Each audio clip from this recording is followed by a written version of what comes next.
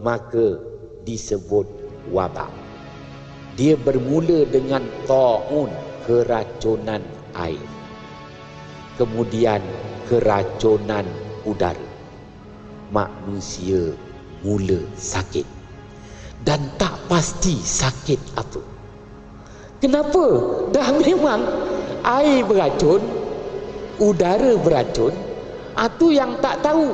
Letak aja nama coronavirus. Letaklah nama goblok virus. Tak ada. Dia suka-suka letak. Dinamakan coronavirus. Kerana asalnya air tu bersih. Tapi keracunan air. Selepas keracunan air, keracunan udara. Manusia pun kena sakit. Apabila manusia kena sakit,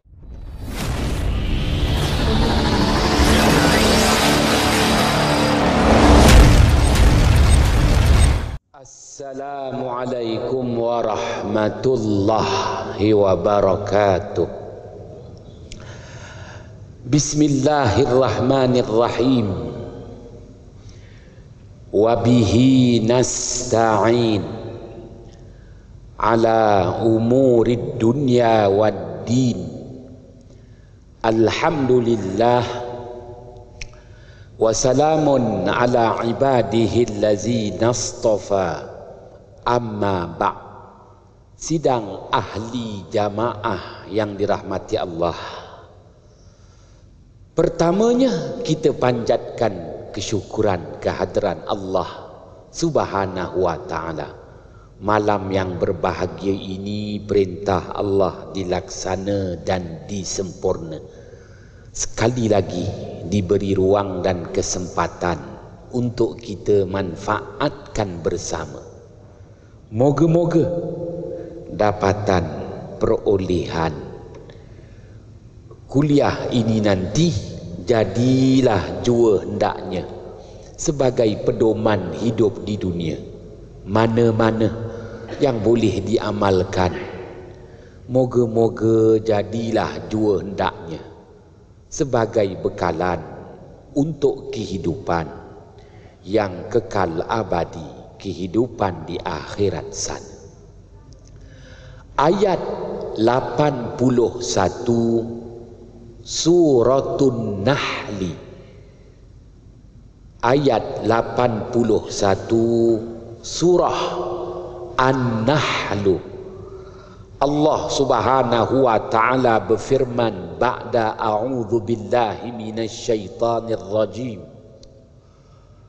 Wallahu ja'ala lakum mimma khalaqa dhilala wa ja'ala lakum minal jibali aknana wa ja'ala lakum sarabina taqikumul har wa sarabila taqikum ba'sakum kadzalika yutimmu ni'matahu 'alaikum la'allakum tuslimun.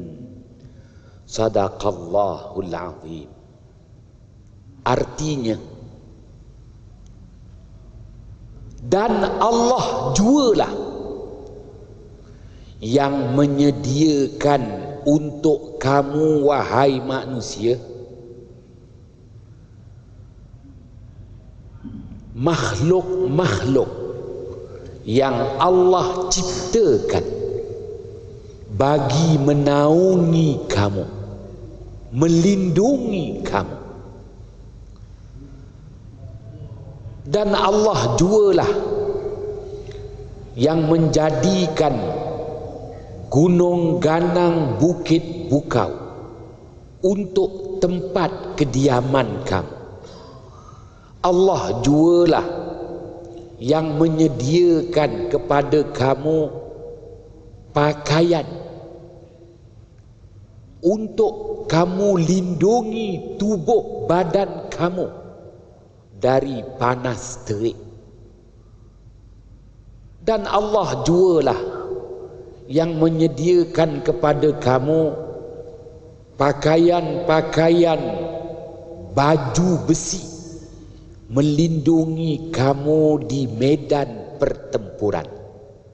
Demikianlah Allah Subhanahu wa ta'ala telah sempurnakan nikmatnya kepada kamu.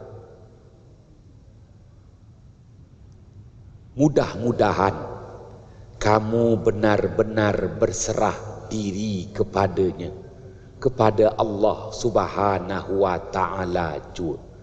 Sidang ahli jamaah yang dirahmati Allah, ayat 81 Suratun Nahli, Allah Subhanahu wa ta'ala perakukan bahawa umat manusia yang diberi peluang menjalani hidup di muka bumi ini disediakan dengan pelbagai kemudahan.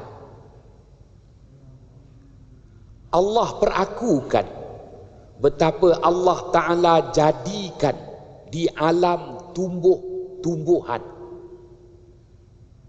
pokok yang setidak-tidaknya menaungi manusia daripada panas terik di tengah hari. Di alam tumbuh-tumbuhan sebenarnya Allah Subhanahu wa ta'ala tumbuhkan pokok-pokok menaungi manusia, bukan sekadar menaungi daripada panas terik, malah melindungi manusia daripada pelbagai bentuk desakan hidup, tekanan hidup, bebanan hidup. Bukan itu sahaja, Allah Subhanahu wa ta'ala perakukan lanskap bentuk muka bumi ini. Allah Ta'ala jadikan berbukit bukau, bergunung ganang, kerana ada keistimewaan apabila manusia tinggal di kawasan bukit bukau gunung ganang. Kalaupun ada kesukaran membina rumah kediaman di kawasan bukit bukau pergunungan, tetapi Allah perakukan ada keistimewaan. Ya, apabila manusia membina kediaman di kawasan bukit bukau gunung ganang. Bukan itu sahaja, Allah Subhanahu wa ta'ala sediakan di muka bumi ini pelbagai bentuk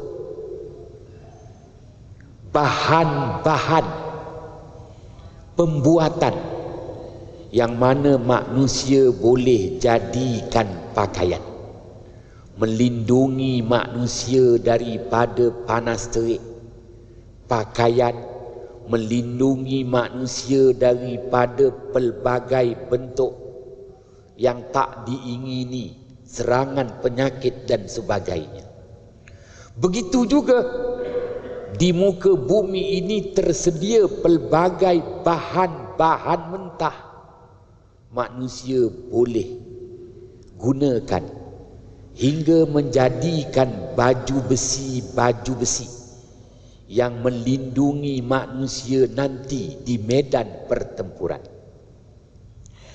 Begitu sekali Allah Subhanahu wa ta'ala jelaskan pada ayat 81 Suratun Nahli, betapa Allah Subhanahu wa ta'ala sediakan di muka bumi ini pelbagai bentuk kemudahan. Allah sediakan lagi bahan-bahan mentahnya untuk manusia terus memanfaatkannya dalam industri pembuatan. Semuanya bagi memenuhi keperluan manusia, agar manusia bebas daripada tekanan hidup, bebanan hidup, desakan hidup, dengan kemudahan yang Allah berikan. Dan Allah Subhanahu wa ta'ala nyatakan, Allah sempurnakan nikmatnya untuk manusia terus menjalani hidup di muka bumi ini. Semoga manusia tuslimun, berserah diri kepada Allah, benar-benar berserah diri kepada Allah. Janganlah berlaku bongkak sombong kepada Allah. Berserah dirilah kepada Allah. Bukan sesukar mana menghadapi coronavirus. Ya, kerana daripada demam biasa mampu membunuh manusia. Sekadar demam biasa asalnya, coronavirus namanya. Tetapi bahananya Allah Subhanahu wa ta'ala perlihatkan kepada umat manusia, agar umat manusia la'allakum tuslimun, mudah-mudahan kamu wahai umat manusia benar-benar berserah diri kepada Allah Subhanahu wa ta'ala. Sidang ahli jamaah yang dirahmati Allah,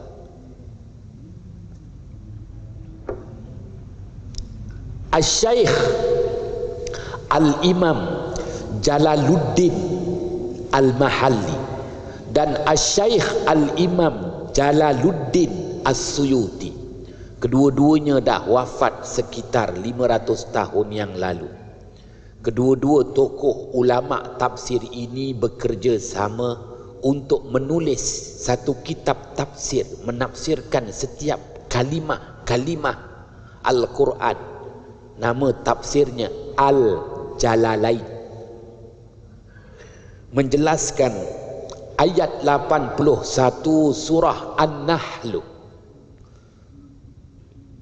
Zilala, naungan. Apa makna naungan? Perlindungan.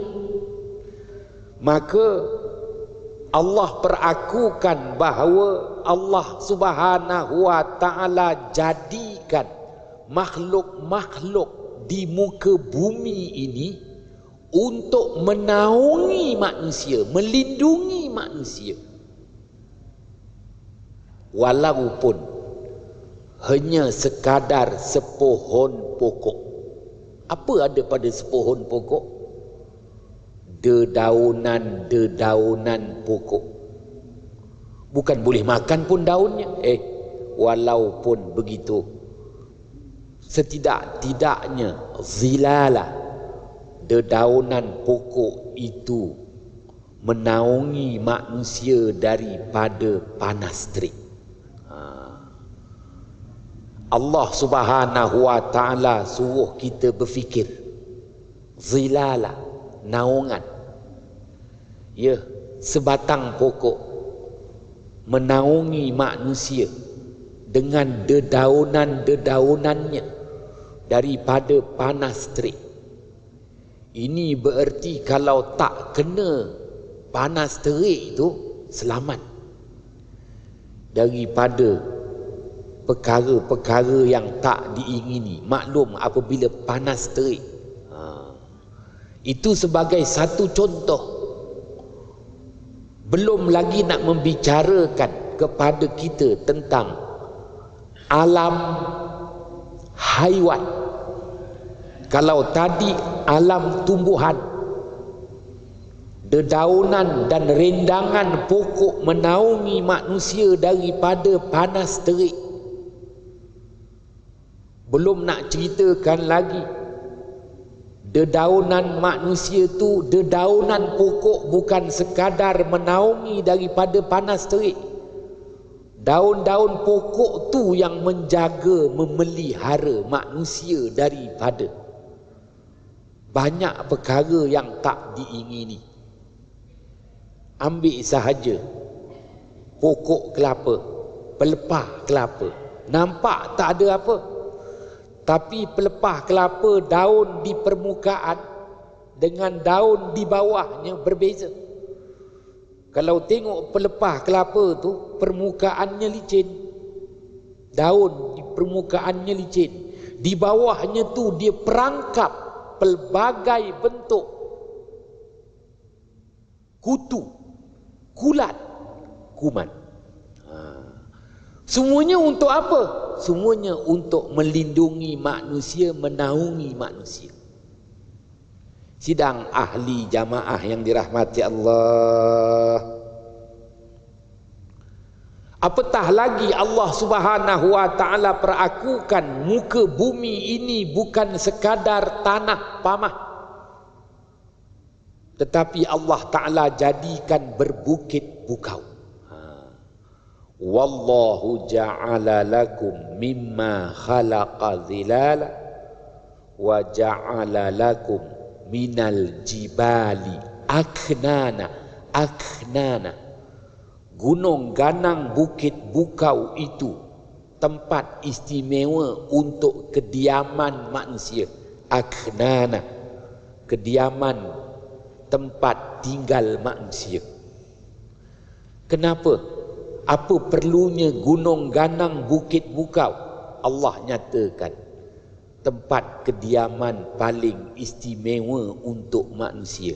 Kalaupun ada kesukaran nak buat, nak bina rumah kediaman di bukit bukau, tetapi bukit bukau itulah yang membelah angin. Bukit bukau itulah yang meresap angin. Kerana tiupan angin ada ketikanya membawa rahmat, ada ketikanya membawa azab. Tiupan angin itu ada ketikanya membawa baja, ada ketikanya membawa racun dan penyakit. Maka bukit Jelutong ni bukit, tak tahu kalau bukitnya tu dah ditarah, apakan daya. Kalau bukitnya tu belum ditarah, dia belah angin kotor, dia belah angin yang bawa wabak, dia resap angin yang bawa kuman. Selamat, aman, damai, tentram, bahagia hidup di bukit Jelutong. Kalau betul-betul bukitnya masih ada. Takutnya bukitnya semua dah rata, apakan daya, hanya tinggal namanya saja. Dah takut pula nak datang berjamaah kat masjid. Kenapa? Protek dah tak ada. Gunung ganang bukit bukau yang membelah angin, yang menyerap angin, dah tak ada. Yang ada menara masjid aja.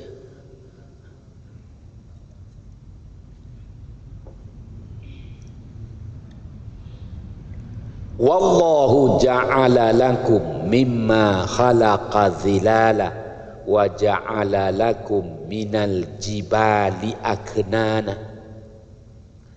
Tuan-tuan tanya orang yang duduk di kawasan tanah rata Cameron Highland. Jarang-jarang, kadang-kadang didatangi penyakit. Apabila saya sampai di tanah rata, saya tanya dengan imam, dengan Bilal, dengan jemaah, ada demam denggi tak? Tak ada. Ada apa-apa tak? Tak ada. Cuma demam duit aja. Kos sara hidup di tanah rata agak tinggi sedikit berbanding dengan bukit Jelutong. Kerana bukitnya dah ditarah buat lebuh raya, jadi tak baik ngata-ngata. Tuan-tuan yang dirahmati Allah,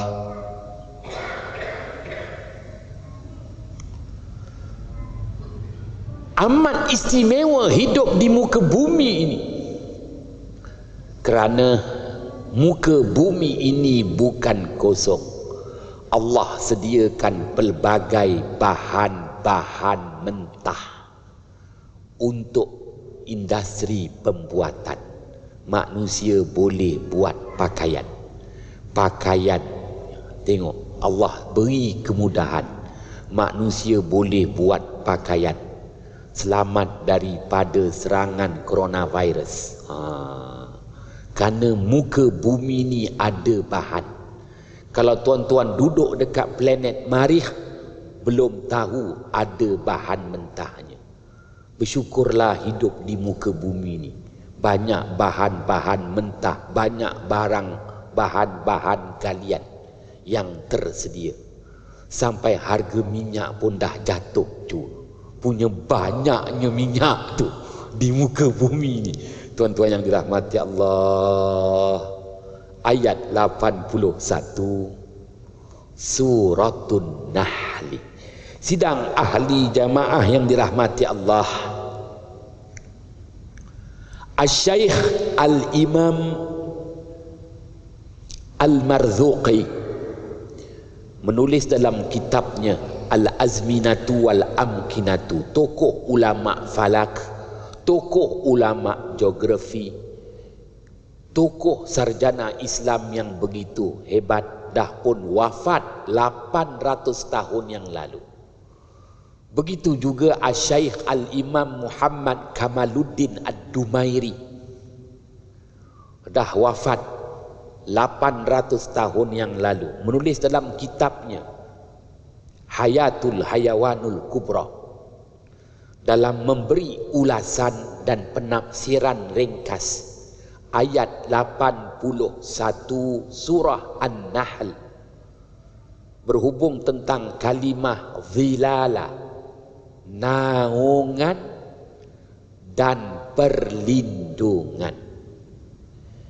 Yang kita mudah faham, yang menaungi dan melindungi kita antaranya bangunan. Kita duduk dalam bangunan, bangunan ni menaungi kita, melindungi kita. Sebagaimana tadi contoh dalam menghuraikan tafsir Al-Jalalain, pokok Allah jadikan pokok-pokok menaungi dan melindungi kita. Tuan-tuan yang dirahmati Allah, pun begitu Allah Subhanahu wa taala tidak membataskan. Sebenarnya semua makhluk di alam tumbuhan, di alam haiwan, di alam daratan, di alam lautan, semuanya zilala, menaungi manusia dan melindungi manusia. Tuan-tuan yang dirahmati Allah,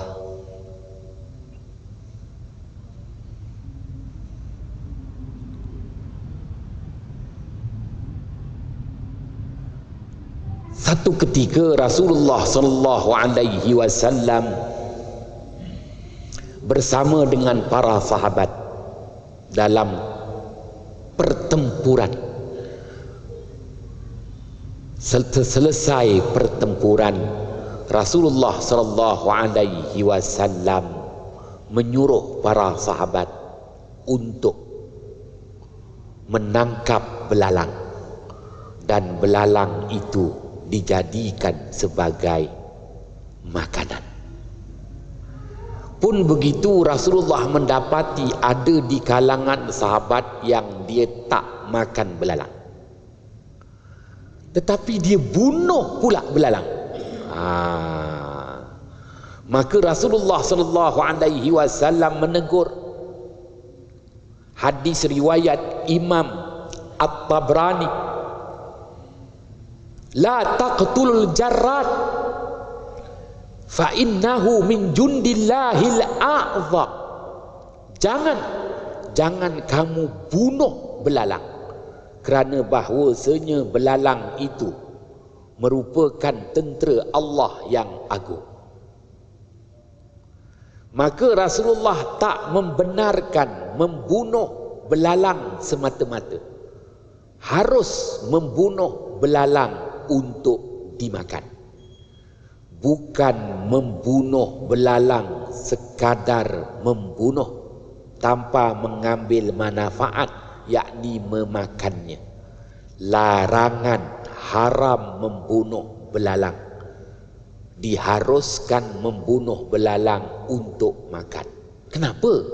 Apa masalah belalang? Belalang menaungi umat manusia. Belalang melindungi umat manusia. Kerana belalang itu Rasulullah nyatakan sebagai tentera Allah yang agung. Tapi ingat, tentera apabila memasuki suatu kawasan, sama ada tentera itu memberi naungan perlindungan atau sebaliknya, tentera itu membunuh. Bergantung. Kalau kita sebagai pilihan Allah, kita sebagai kekasih Allah, kita selaku kesayangan Allah, kita sebagai pilihan Allah, hiyarullah, kita sebagai kekasih Allah, Habibullah, kita sebagai kesayangan Allah, Khalilullah, belalang akan memberi khidmat, naungan dan perlindungan, kerana belalang adalah tentera Allah. Awas, sekiranya kita musuh Allah, habis. Belalang tentera Allah, maka belalang akan datang memerangi kita. Belalang datang meracuni kita. Belalang datang membawa wabak dan membunuh kita. Siapa kita? Sama ada kita ini musuh Allah ataupun kita ini khiyarullah, hamba-hamba pilihan Allah. Tuan-tuan yang dirahmati Allah, sebab itu Allah Subhanahu wa taala beri peringatan pada ayat 133 surah Al-A'raf. Fa'arsalna 'alaihimut tufana wal jarad wal qummal ilah. Maka kami hantarkan ke penempatan mereka itu, mereka yang telah mengisytiharkan dirinya sebagai musuh-musuh Allah. Maka Allah hantarkan tentera-tentera Allah, iaitu angin ribut taufan. Begitu juga belalang-belalang. Begitu juga al-qummal, kutu-kutu dan keluarganya. Keluarga kutu ni apa? Kulat yang tak nampak di mata. Lebih halus lagi, kuman, yang orang putih kata virus. Sidang ahli jamaah yang dirahmati Allah, maka tak perlu pertikaikan. Sekiranya kita ini musuh Allah,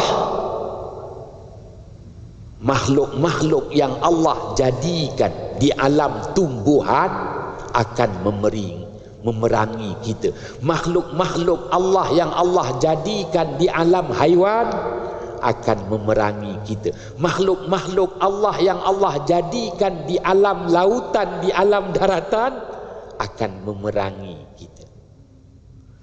Tuan-tuan yang dirahmati Allah, bertindak ganas dan liar kepada kita, tidak lagi bermanja-manja di sekeliling kehidupan kita.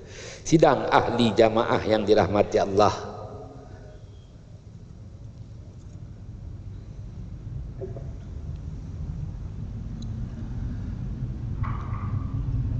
satu riwayat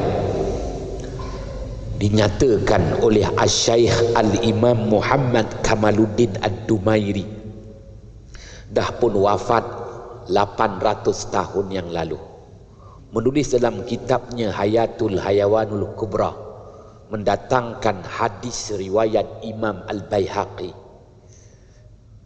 Ketika baginda Muhammad sallallahu alaihi wasallam dalam perjalanan balik mengerjakan Hajjatul Wada', Rasulullah singgah seketika di R&R, rehat dan rawat, antara Mekah dengan Madinah. Nama tempat tu Ghadirul Khum. Ada anak sungai, ada wadi kat situ, ada kawasan bukit, ada tempat nak dinaungi, ada tempat nak berehat. Ghadir Khub, masyhur tempat itu, ada air iaitu wadi. Maka tiba-tiba ada seorang sahabat, dia bunuh kelawar pula. Rasulullah marah. Rasulullah bersabda, la taqtulul khafash wala ta'kuluha. Jangan bunuh kelawar dan jangan memakannya. Agak berbeza dengan belalang. Belalang haram membunuhnya tanpa sebab. Harus membunuh belalang untuk dimakan. Kelawar haram bunuh, haram makan. Yelah, kalau kat rumah kita ada kelawar, kita tak selesa tuan-tuan, kita bunuh lah. Buat apa kelawar? Apa barang? Dia bukan boleh beri income pada kita. Tai kelawar adalah. Tapi Rasulullah larang bunuh, larang makan. Kenapa? Zilala, nilai naungan, nilai perlindungan. Asy-Syaikh Al-Imam Muhammad Kamaluddin Ad-Dumairi menulis dalam kitabnya Hayatul Hayawanul Kubra, kitab berhubung tentang ilmu zoologi, menjelaskan bahawa kelawar, Allah jadikan kelawar ni sebenarnya untuk memakan nyamuk-nyamuk dan lalat-lalat. Sebab itu kelawar hanya beroperasi di waktu malam. Senarai tugas kelawar ni, dia makan nyamuk, dia makan lalat. Dan Allah Subhanahu wa ta'ala jadikan kelawar kulit, daging, urat dan darahnya dihimpunkan, maka dia berdarah panas. Kelawar ni berdarah panas. Untuk apa? Untuk dia menyerap 3 pengganas ni: kutu-kutu, kulat-kulat, kuman-kuman. Maka susuk tubuh kelawar ni, kepak sayapnya dihubung terus pada seluruh tubuh badannya. Bukan sembarangan kepak seperti kepak Air Asia yang dah kurang penumpang ketika ini.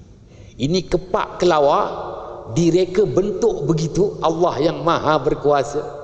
Maka dia macam kepak dia dihubungkan terus pada seluruh tubuh badannya seperti kongkot. Untuk apa? Kepak bukan sebarang kepak kelawar maupun keluarganya keluang tu, dia nak memerangkap 3K: kutu, kulat, kuman. Dan kelawar, kata Asy-Syaikh Al-Imam Muhammad Kamaluddin Ad-Dumairi, dia perlu makan buah-buahan untuk terus hidup, kerana badannya dipenuhi dengan racun. Dah dia makan apa? Dia makan nyamuk, dia makan lalat, dia makan kutu, dia makan kulat, dia makan kuman. Jadi untuk terus hidup kelawar ini, dia perlu makan buah-buahan. Kiranya kelawar tak dapat makan buah-buahan, kelawar akan mati. Sidang ahli jamaah yang dirahmati Allah, ada kuliah cerita kelawar pula. Kalau tak, buat apa nak cerita? Sidang ahli jamaah yang dirahmati Allah, ya. Maka yang kita lihat hari ini, Malaysia kepupusan kelawar dan keluang, yang hanya ada dekat Johor nama daerah Keluang. Kita dah mula pupus kerana jangan ke mana-mana, teruskan bersama saya selepas azan Isyak nanti.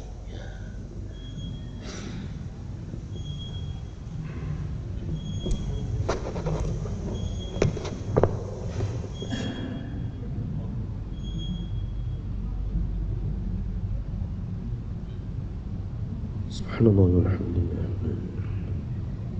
wala hawla wala quwwata illa billah. Allahumma salli ala sayyidina Muhammad. Allahu akbar, Allahu akbar.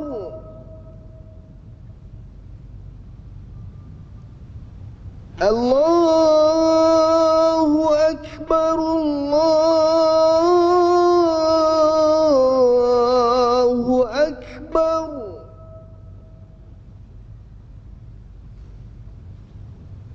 Asyhadu an la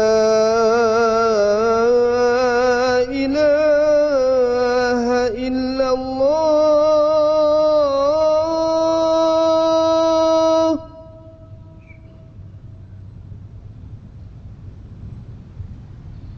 Asyhadu an la ilaha illallah.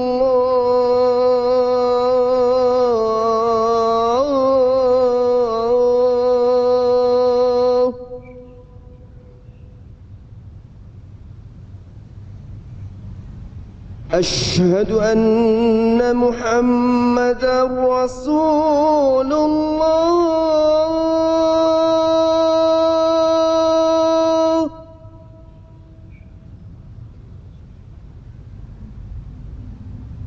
أشهد أن محمدا رسول الله.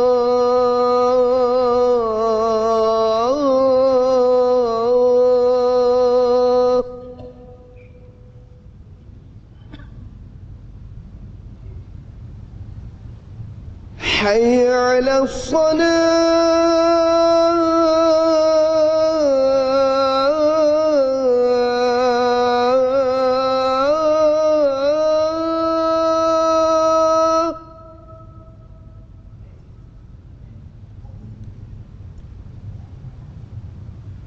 حي على الصلاة.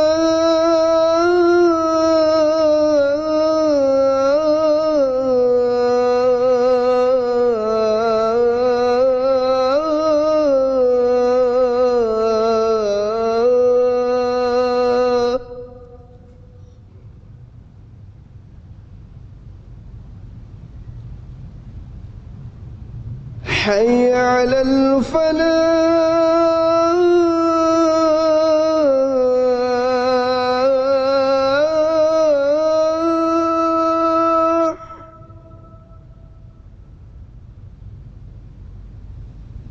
حي على الفلاح.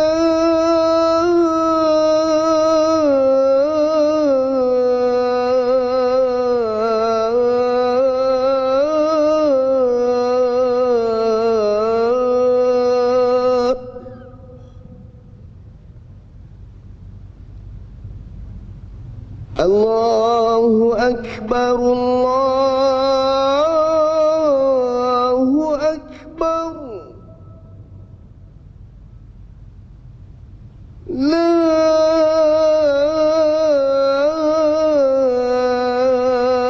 إله إلا الله.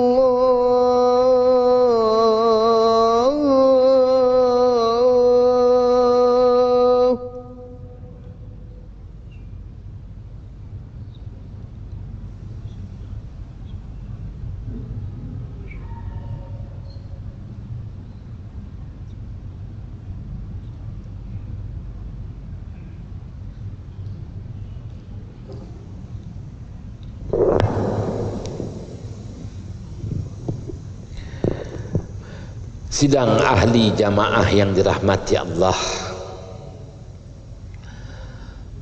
menjelaskan lagi apa yang Allah Subhanahu wa taala firmankan pada ayat 2 surah Saba.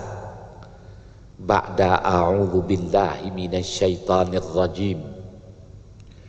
Ya'lamu ma yaliju fil ardi wa ma yakhruju minha wa ma yanzilu minas samai wa ma ya'ruju fiha wa huwar rahimul ghafur. Sadaqallahul azim. ayat 2 surah Saba. Artinya Allah jualah yang maha mengetahui apa-apa jua yang meresap masuk dari permukaan bumi ke dalam perut bumi. Allah jualah yang maha mengetahui apa-apa jua yang mengalir keluar dari perut bumi ke permukaan bumi. Dan Allah jualah yang maha mengetahui apa yang diturunkan dari langit ke permukaan bumi, apa pula yang diangkat naik dari permukaan bumi ke langit. Dialah Allah, Tuhan yang maha pengasih lagi maha pengampun.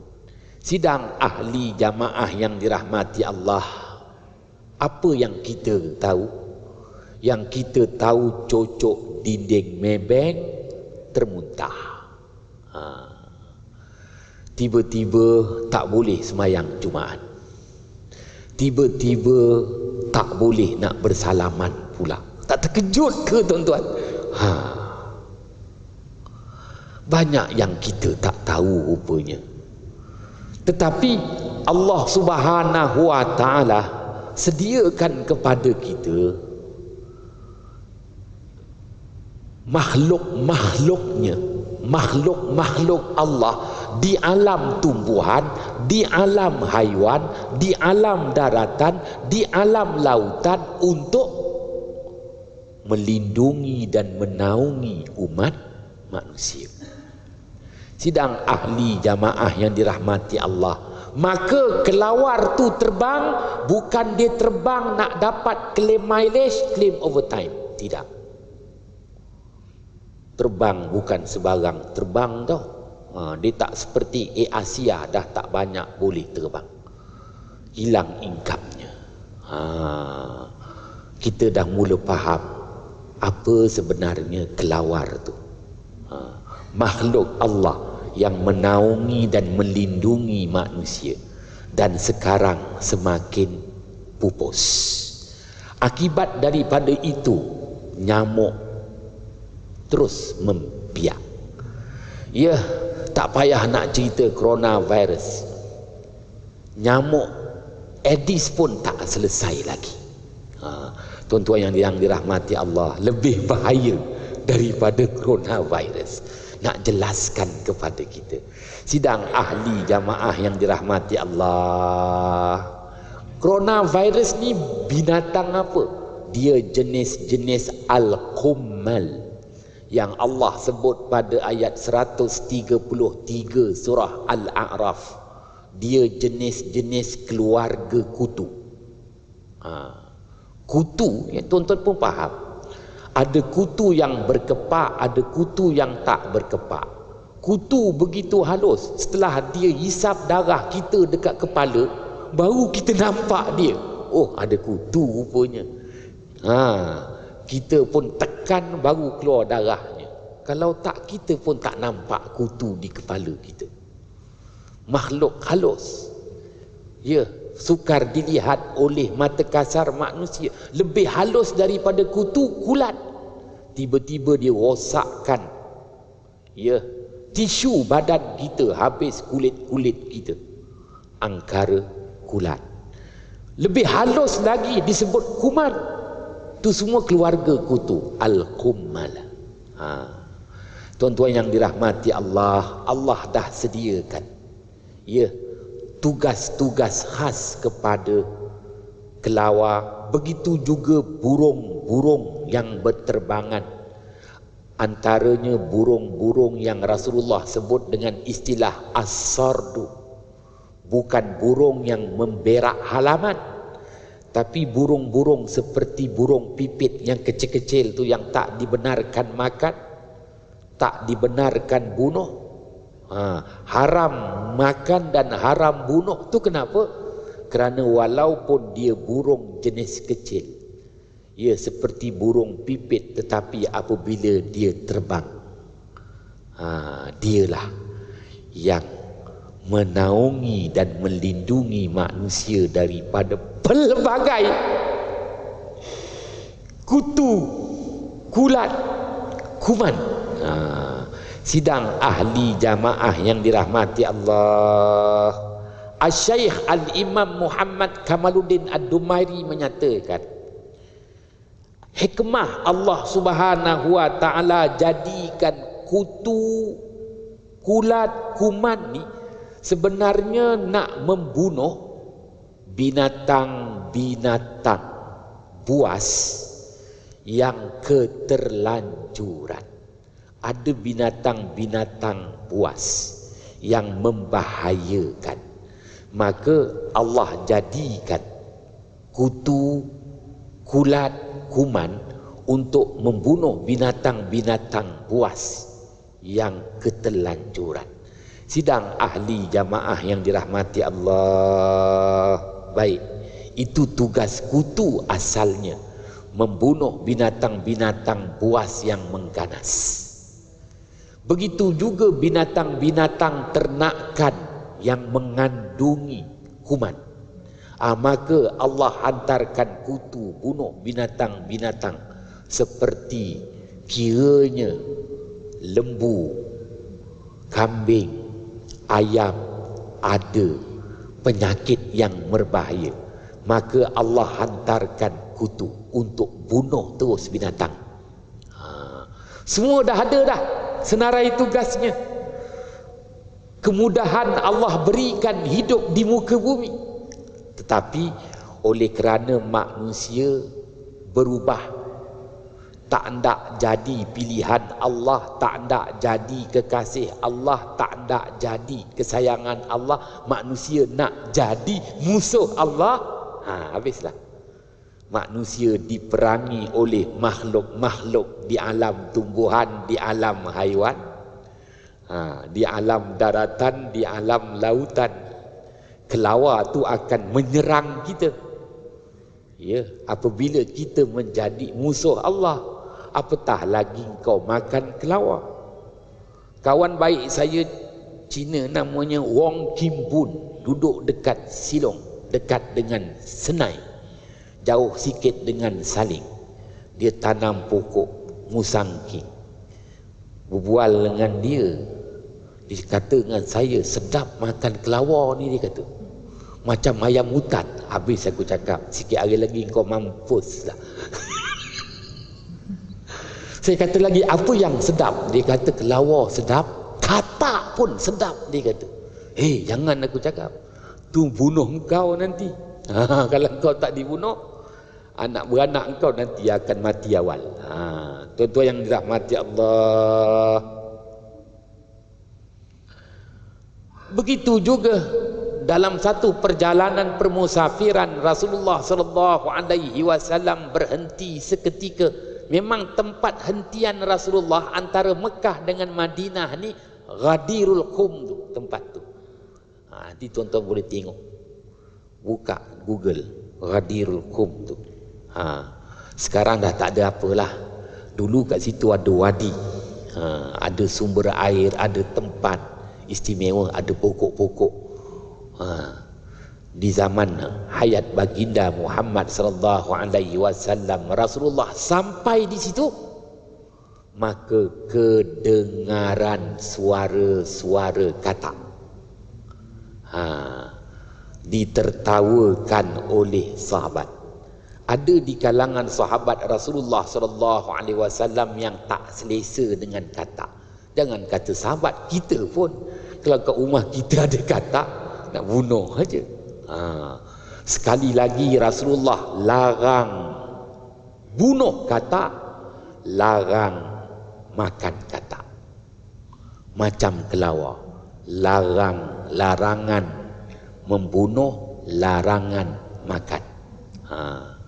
Rasulullah sallallahu alaihi wasallam bersabda, la taqtulud difadi' fa inna naqinahunna tasbihun. Hadis riwayat Imam An-Nasai. Jangan bunuh katak, kerana suara-suara katak itu adalah ucapan tasbih kepada Tuhannya Allah Subhanahu wa taala. Wahab bin Munabbih menyatakan, Suara katak itu merupakan tasbih yang Rasulullah sabdakan, itu ialah kalimah Subhanal Malikil Quddus, Subhanal Malikil Quddus, Subhanal Malikil Quddus. Ialah siapa suka suara katak? Kalau orang tu nyanyi tak sedap, diajuknya, suara katak. Jangan. Suara katak itu adalah tasbih.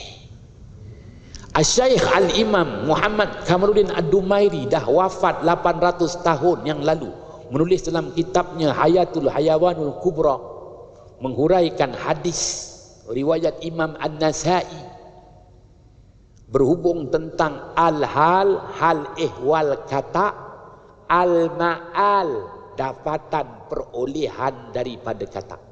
Wah. Istimewa katak ni di hidup dua alam. Sebab itu sebahagian daripada ulama fiqh menyatakan bahawa tak boleh makan katak ni, antara sebabnya katak hidup dua alam. Dia hidup di dalam air dan dia hidup di permukaan air. Sebenarnya katak Allah Ta'ala jadikan, tuan-tuan, dia akan memakan racun-racun di dalam air, dan juga dia akan makan 3K kutu, kulat, kuman yang membiak di permukaan air. Apabila kutu, kulat, kuman dia mula menyerang air, maka air menjadi racun. Yang saya nyatakan kepada tuan-tuan, keracunan air. Apabila air tu beracun, Rasulullah bersabda dengan satu istilah, ta'un. Bahasa Melayu kata ta'un, iaitu keracunan air. Air tu asalnya bersih, raw water, tetapi diserang oleh 3K, kutu, kulat, kuman. You cakaplah virus, maka air tu beracun. Apabila air beracun, keracunan air ta'un. Apabila dah mula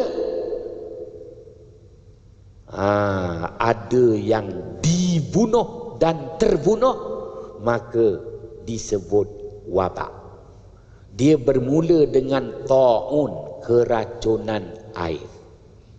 Kemudian keracunan udara. Manusia mula sakit, dan tak pasti sakit apa. Kenapa? Dah memang air beracun, udara beracun. Tu yang tak tahu, letak aja nama coronavirus, letaklah nama goblok virus. Tak ada, dia suka-suka letak, dijenamakan coronavirus. Kerana asalnya air tu bersih, tapi keracunan air, selepas keracunan air, keracunan udara, manusia pun kena sakit. Apabila manusia kena sakit, itu namanya al-asqam, penyakit-penyakit berjangkit, al-asqam. Apabila ada yang terkorban, barulah namanya al-wabak. Wabak tu penyakit yang membunuh. Coronavirus ini sudah dinamakan wabak kerana dah membunuh. Denggi juga, kita kata demam denggi, dia demam aja. Kalau demam aja tak membunuh, dia tak nama wabak. Demam sahaja yang tak membunuh, dia tak nama wabak. Dia hanya disebut dengan istilah al-asqam, saqamun, penyakit berjangkit. Istilah tu asalnya semua daripada ta'un, keracunan air, keracunan udara. Tuan-tuan yang dirahmati Allah, maka katak pun dah pupus. Yang hanya banyak buaya darat aja. Katak dah pupus. Tuan-tuan, apatah lagi katak dimakan. Kawan aku wong Kimbun tu makan katak. Dia kata sedap sup dia. Mampus aku jaga engkau. Kenapa Haji? Katak ni dia makan, Allah tugaskan dia, dia makan kutu, kulat, kuman di dalam air dan kutu, kulat, kuman di permukaan air. Maka katak ni dia perlu makan pucuk-pucuk. Jadi kalau tuan-tuan tanam sayur, jaga-jaga, ada katak hijau tu dia akan makan pucuk-pucuk. Kerana itu dah memang makanan dia. Untuk terus hidup, katak perlu makan pucuk. Oleh kerana sekarang dah tak ada orang nak tanam, semua nak cocok dinding mebeng aja. Pucuk dah kurang, maka katak mati. Seperti kelawar. Kelawar untuk terus hidup dia perlu makan buah-buahan. Katak untuk terus hidup dia perlu makan pucuk-pucuk. Dah berebut dengan manusia, pucuk paku namanya. Tuan-tuan yang dirahmati Allah, kerana badan katak tu dah penuh dengan racun. Kalau dia tak makan pucuk-pucuk, habis.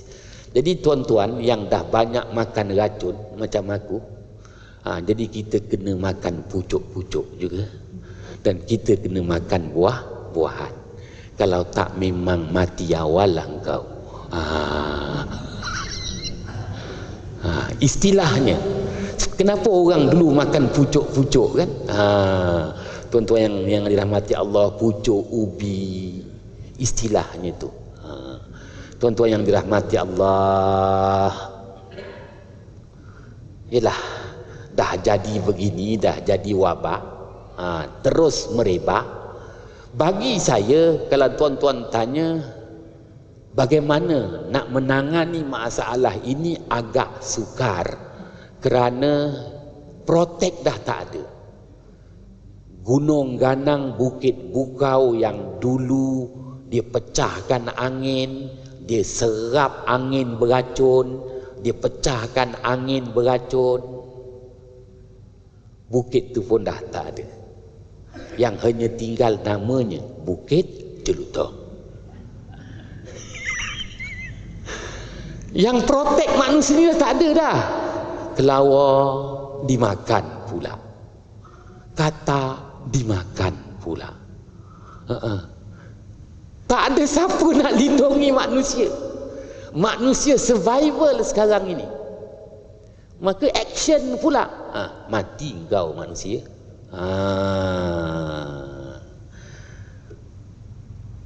Dahlah, makin panjang makin tak faham tau. Salah silap, mohon jutaan kemaafan. Bismillahirrahmanirrahim. Fafahamnaha Sulaiman wa kullan ataina hukman wa ilma wa sakharna ma'a Daudal jibala yusabbihna wa tayra wa kunna fa'ilin. Ya Arhamar Rahimin. Assalamualaikum warahmatullahi wabarakatuh.